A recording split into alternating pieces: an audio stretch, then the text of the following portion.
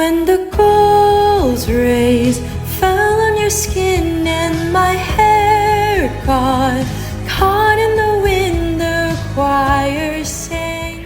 Hi everyone, welcome back to my YouTube channel. My name is Sharon and I'm a first year at Harvard University from San Francisco, California. Today I just wanted to share some of my experiences applying to college as a first generation college student, and I wanted to give you some advice with the overall process. So before I begin, I just wanted to start by saying that I think the college application process is a very flattening process because you're forced to put your entire life experience, your life story, your background into a single application, and you're much more than that. Like, I like to think of it as it's flattening you into a 2D model, but you are a 3D person, right? So like, don't let it define you. It's important, but at the same time, don't let it define you and don't let it discourage you in any other way. And no matter what happens, don't let college reflect you as a person or your achievements. Regardless of which college you end up in, it's really what you make of it, and you can thrive regardless of where you go. And in addition, everyone's story is different, and I don't want my story to be a template of yours. And you should be able to truly express yourself and share who you are with the college admissions officers.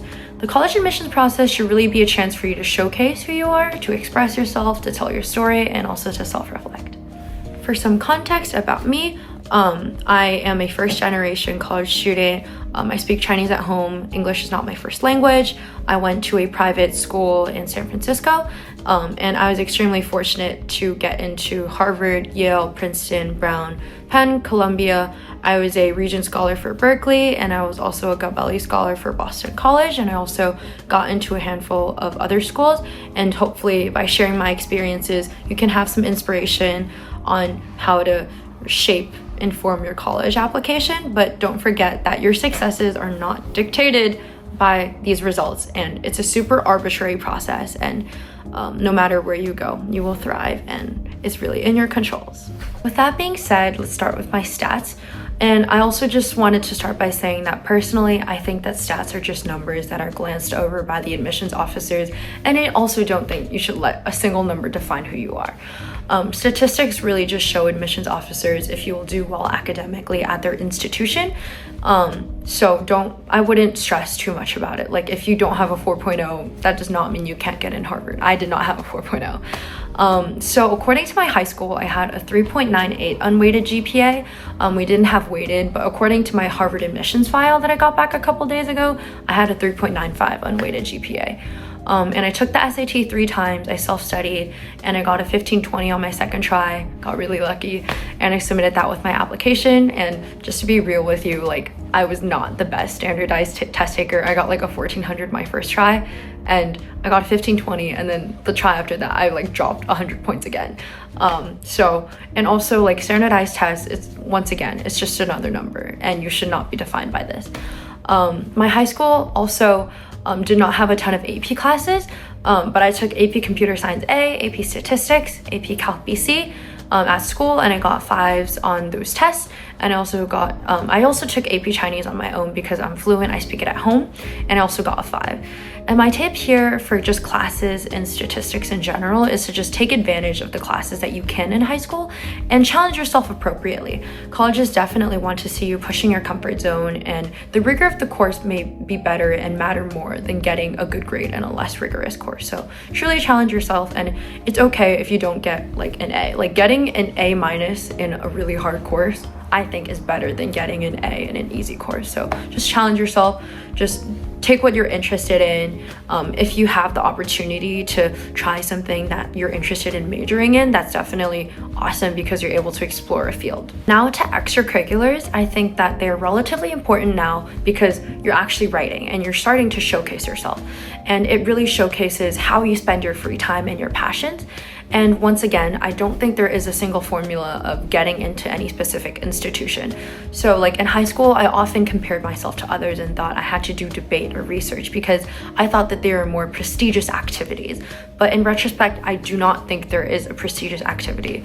And knowing what you like doing and your actual passions and interests is more important, and actually dedicating your time into those things and making, like, for example, becoming a leader in that activity or doing really well in that, I think that that's more valuable than doing something that may be conventionally more prestigious.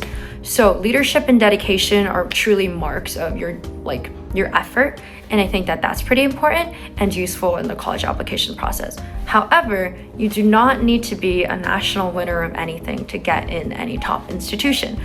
Personally, I thought I never had a shot at Harvard because I was not a national debater, or I wasn't an athlete or something like that. And even though there are a good number of really outstanding people around me, it does not mean that you do not have a shot if you do not have any of those activities. And most of my friends and classmates, including myself, are not national winners of any awards. And most of us just took advantage of opportunities that we could in high school. And I think that's the key for extracurriculars here, and just to put yourself out there and try new things.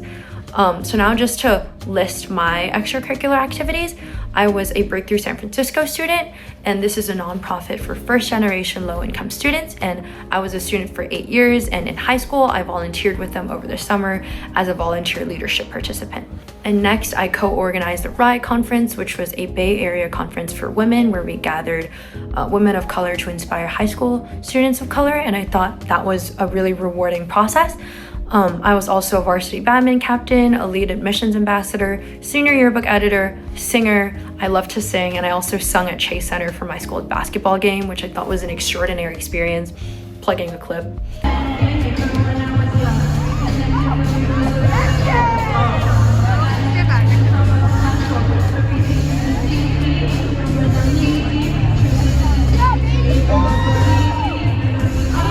And I also sung at winter assemblies at my school and closing assemblies, and I just thought that was really fun, and I think that singing is a really important part of my identity, so I wrote that in my college application. And I was also a mental health coalition member. I worked at Kumon. I also danced Chinese traditional dances growing up. And my tip here, when you're listing your 10 application or your 10 extracurriculars in your application, in the description, they're really, really short. So you really want to use like action verbs and numbers if you can, is kind of like a resume, like what you did and stuff like that. I also participated in the Yale Young Global Scholars Program and BU High School Honors over my summers. And I think that these programs are helpful in expanding my worldview, but they also aren't a must-have in your books. And even if you don't do an activity over the summer, it's totally fine because there's only 10 slots in the Common App section, and I know that some people put them in the additional information section. Personally, I didn't, so there's no single way of getting into a specific school or anything. But as you can see, I did a variety of things and tried my best in them, gaining some leadership opportunities in junior and senior year. And if you're currently a freshman or sophomore year student, definitely explore and see what you want to focus on later on, and just put yourself out there, experiment, try new things, don't be afraid, try your best, and give it your all.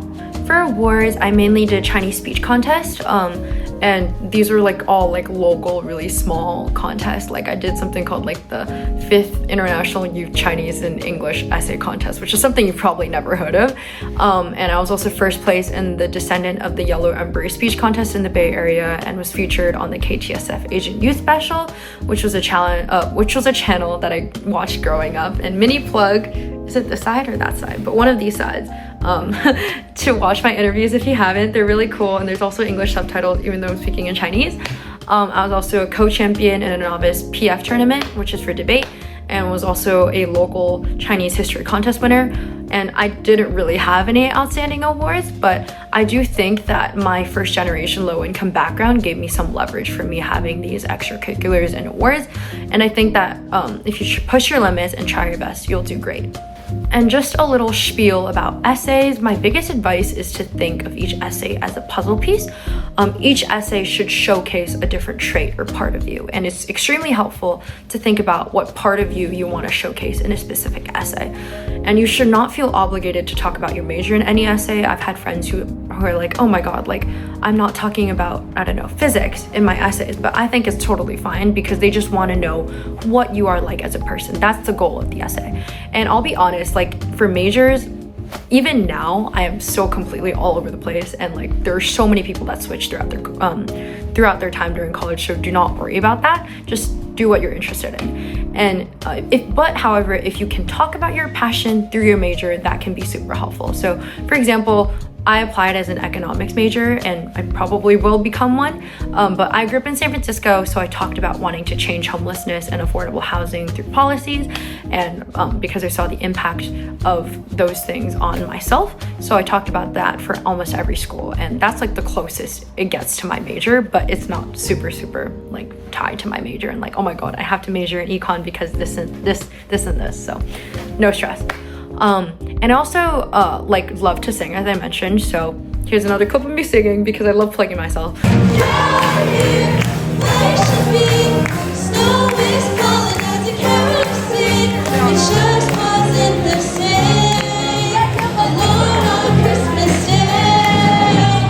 But I did want to share my passion to all schools, and I found ways to sneak them in there in each of my essays, and how singing kind of showed me to become a more courageous person, etc., etc. So truly, like, you can have like an activity and talk about what came out of it and what you are like as a person because of this activity. I think that that's really important. And in the end, I think I showcased all the same stories in my applications and tried to make sure that I included everything for every school, even though they had different prompts, because I'm still the same person and I still want to showcase the same parts of me in every single essay. Definitely reuse, reduce, recycle. Like, I cannot exaggerate that enough. And for school-specific essays, like why this school, is definitely helpful to include some unique programs in your essays to show that you did your research. So I named professors, mentioned for Harvard specifically, I mentioned the iLab program, cultural rhythms, and it's really down to you to dig deep into the school. So that's it for the video today. Hopefully you found it helpful. Let me know if you have any other questions about the college process or anything in general down below in the comments, and I'll definitely have a Q&A video coming up soon. Click the like button, I don't know where it is, and the subscribe button right here, so that you know when I post next. I'm super excited to grow with you throughout my years at Harvard, and I can't wait to see you in my next video. Good luck on the college application process if you're going through it right now. Trust me, everything will be okay, and don't forget to be happy. Bye.